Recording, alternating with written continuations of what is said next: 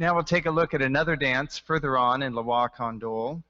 This is the Pas de Diane, which in the 20th century would go on to become the famous Diana and Actaeon Pas de deux. What we've done here is try and peel some of the layers back and see what this dance looked like, at least in part, earlier on. We believe that this dance was a pas de trois for Diana, who is the virgin goddess of the hunt, and Endymion, the hunter, who loved her. Now, they had an illicit relationship that was not allowed and were discovered by a satyr who makes up the third member of this pas de trois.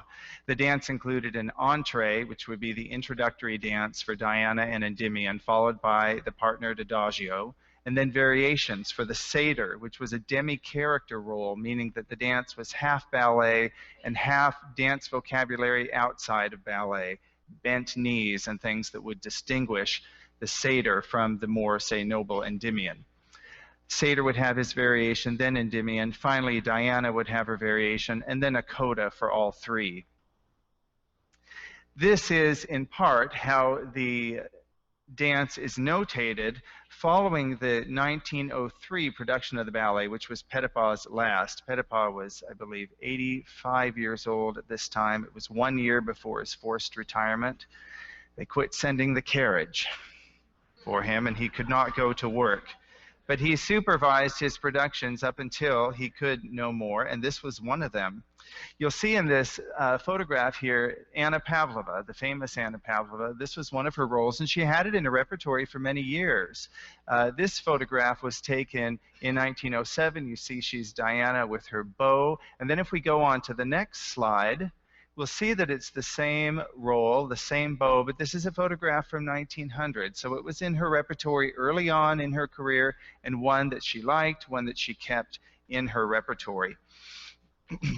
Let's go on to the next slide. This is a painting, an 1840s painting by the St. Petersburg artist, if I can pronounce it correctly, Karl Bryullov.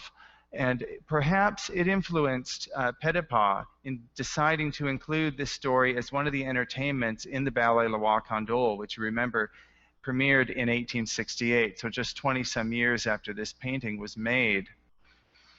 We see there Endymion and Diana and, of course, the satyr.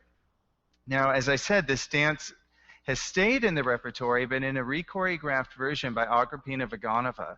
She choreographed this dance in 1937 for her 1938 production of the ballet Esmeralda, where this dance now lives.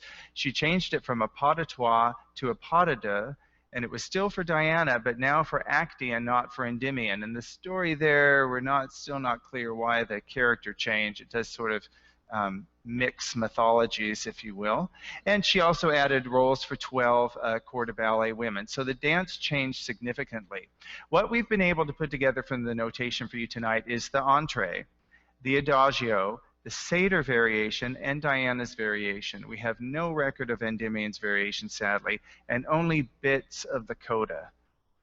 We might tackle the coda sometime in the future, but it will take a lot of editorial work here. I do want to give a shout out of thanks to Kyle Davis, who will dance the satyr role, who worked with me closely on putting together his dance.